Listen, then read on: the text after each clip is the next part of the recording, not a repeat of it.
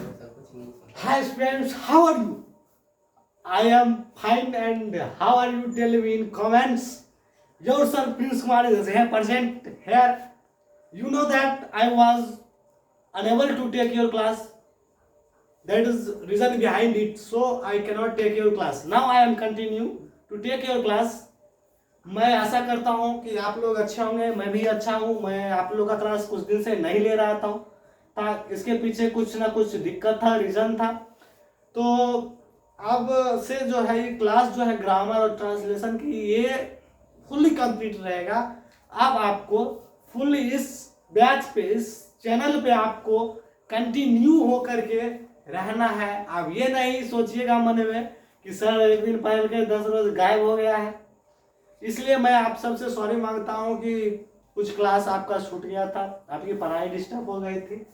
तो अब मैं कंटिन्यू रहूँगा। तो पिछले लेक्चर में मैंने ग्रामर में नाउन के पार्ट्स पढ़ाए थे। Kinds of noun, 5 kinds of noun अपना खत्म था। अब आएगा modern classification of the noun के बारे में हम लोग ग्रामर में पढ़ेंगे। तो इससे पहले ये जो आप देखे हैं ये मोटिवेशन पॉइंट है। जब ये आप पढ़िएगा तो आप लोग को बहुत मजेदार, बहुत उत्सुक होंगे, बहुत मोटिवेट होंगे। इसलिए मैंने इस पॉइंट को इस यहाँ राइट किया, लिखा है कुछ ना आए हाथ तो समझ लो डुबकी अधूरी है। कुछ ना आए हाथ तो समझ लो डुबकी अधूरी है। चाहे कितनी मुश्किल हो, चाहे कितनी मुश्किल हो, जीवन का हर एक कदम अपने आप में नेसेसरी होता है। आज देख लीजिए, कोई भी आप बिजनेसमैन को ले लीजिए, कोई भी काम करने वाला को ले लीजिए, या कोई आज तक बड़े से बड़े पद पर गया उनको ले लीजिए। क्या ये जरूरी नहीं है कि सब एक बार ऊपर ही पहुंच गया है? आज तक जितने भी संसार में जो अच्छे काम किए हैं, बुरे काम किए हैं, जो आज धनवान है, गुणवान है, उसने अपने छोटे छोटे पॉइंट को पहले स्टेप से ले करके आज इतने बड़े हुए हैं। तो ये आपके लिए भी कुछ नहीं है। आप भी मेहनत कीजिए, फर्स्ट लेवल से स्टार्ट कीजिए। आपके पास भी, आप भी एक दिन धनवान, नॉलेज, एजुकेटेड पर्सन बनेंगे, रिचेस्ट मैन बनेंगे। तो आपको भी पहले छोटी छोटी बातों को लेकर के चलना पड़ेगा। इसीलिए कहा जाता है बच्चों कि कुछ ना आए हाथ तो समझ लो अभी आपकी डुबकी अधूरी है। चाहे जितनी भी मुश्किल आ जाए, आपके पहले कदम अधूरी है। तो अब इसका हम लोग एक इंग्लिश वर्ड भी जान लेते हैं, सेंटेंस भी जान लेते हैं। If nothing comes in hand, if nothing comes in hand, understand the drawing is incomplete. No matter how difficult, the first step is necessary and will be the necessary. तो इस बातें को हम लोग खत्म करते हैं। तो हम लोग डायरेक्ट आते हैं अपने पॉइंट पर, इसको हम इरेज करते हैं।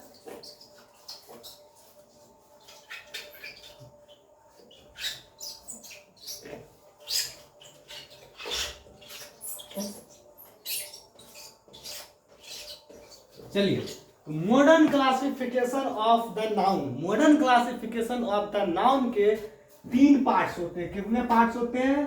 3 पार्ट्स। इसमें भी आ जाते हैं प्रॉपर नाउन। हम लोग आप ये नहीं सोचिएगा कि सर पढ़ाए थे काइंड्स ऑफ नाउन में प्रॉपर नाउन, इसमें प्रॉपर नहीं आना चाहिए, लेकिन इसमें भी प्रॉपर नाउन आता है। प्रॉपर नाउन आपका आ जाएगा PROPER noun, NO and noun. और उसके बाद आपका आ जाएगा countable, COUNTABLE countable noun, NOUN noun.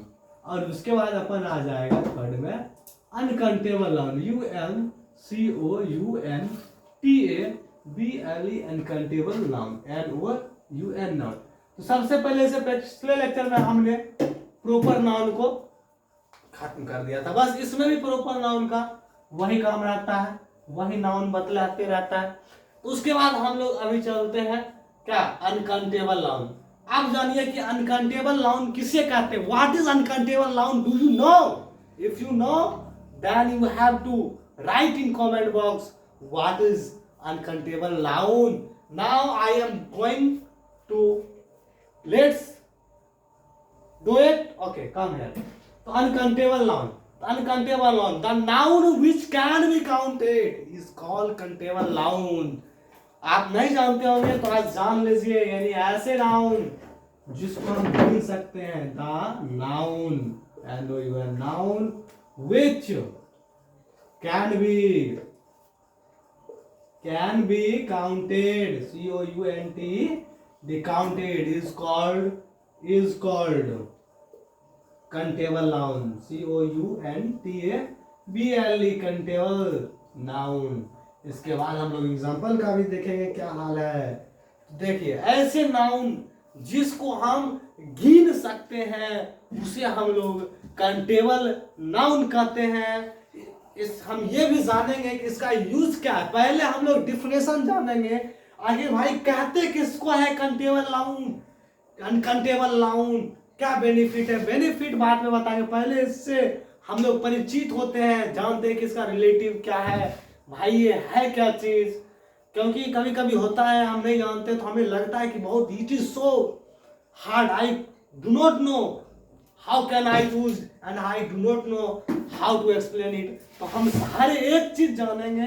अभी आपको जस्ट बताए थे कि पहला स्टेप जरूरी है, हम लोग पहला स्टेप से ही चलेंगे, पहला स्टेप छोड़ करके 10वां 10th स्टेप पे नहीं जाएंगे। तो चलिए countable noun, the noun which can be counted is called countable noun, यानी ऐसे नाउन, ऐसे संख्या इस धरती पे हैं जिनको हम गिन सकते हैं बाबू, उसे हम काउंटेबल नाउन में रखते हैं। जैसे आप ले लीजिए मैन, वुमेन, वुमेन के बाद आप ले लीजिए एप्पल, एस, etc। अब अपना आता है अनकाउंटेबल नाउन, थर्ड नंबर में। ये था अपना सेकंड और ये third. Uncountable noun, uncountable noun किसको कहते हैं? तो the noun, NOUN, noun which can't be counted is called uncountable noun, UNCOUNTABLE, uncountable, NOUN, यानी ऐसे नाउन जिसको हम कभी काउंट ही नहीं कर सकते हैं, लाइफ टू डेथ लिख करके देते हैं। अनकाउंटेबल नाउन को कभी काउंट नहीं किया जा सकता है। आपको कोई बहलाने और फुसलाने की बात करे कि भाई हम अनकाउंटेबल नाउन को गिन सकते हैं, आप उसे डायरेक्ट आंसर दीजिए कि we can not count uncountable noun. I challenge you, मैं तुम्हें चैलेंज ये देता हूं कि अनकाउंटेबल नाउन को जीवन तक यानी लाइफ टू डेथ तक कभी हम लोग काउंट नहीं कर सकते हैं। यानी ऐसे नाउन जिसको हम काउंट ही नहीं कर सकते हैं उसे हम लोग अनकाउंटेबल नाउन के अंतर्गत रखते हैं। जैसे में आप ले लीजिए विट, WHEAT, विट। विट मीन्स क्या होता है? गेहूं। पैडी, PADDY, पैडी मीन्स धान होता है बाबू। और आप ढेर सारे एग्जांपल है, वाटर ले लीजिए, WATER, वाटर, etc। अब देखिए इसका यूज हम लोग अनकाउंटेबल नाउन, काउंटेबल नाउन क्यों पढ़ते हैं, इसके बारे में आप कभी जाने हैं? तो चलिए जानते हैं। अब देखिए जैसे हम लोग कभी बचपन में पढ़े होंगे इसका प्रयोग, आर का प्रयोग पढ़े ही होंगे। तो सर हमें बराबर कहते हैं कि बच्चों हम लोग AN का प्रयोग तब करेंगे जब कोई संख्या यानी नंबर सिंगुलर हो, यानी सिंगुलर। अब सिंगुलर क्या है? सिंगुलर हम लोग इंग्लिश में और हिंदी में वचन दो पढ़ते हैं। वचन का मतलब क्या होता है? नंबर। नंबर दो पढ़ते हैं, plural number, singular number. Singular number more than one person और plural number denoted to person. यानी सिंगुलर को हम लोग एक वचन कहते हैं, और प्लूरल को बहुवचन कहते हैं। सिंगुलर में केवल एक ही पर्सन आएंगे और प्लूरल में 2 पर्सन आएंगे। और संस्कृत की बात करें तो हम लोग नंबर वचन जो है 3 पढ़ते हैं, एक वचन, द्विवचन और बहुवचन पढ़ते हैं। तो हम लोग कभी संस्कृत नहीं पढ़ रहे हैं, ना ही हिंदी पढ़ रहे हैं, हम लोग ग्रामर पढ़ रहे हैं। तो ग्रामर के बारे में ही ना हम लोग जानेंगे।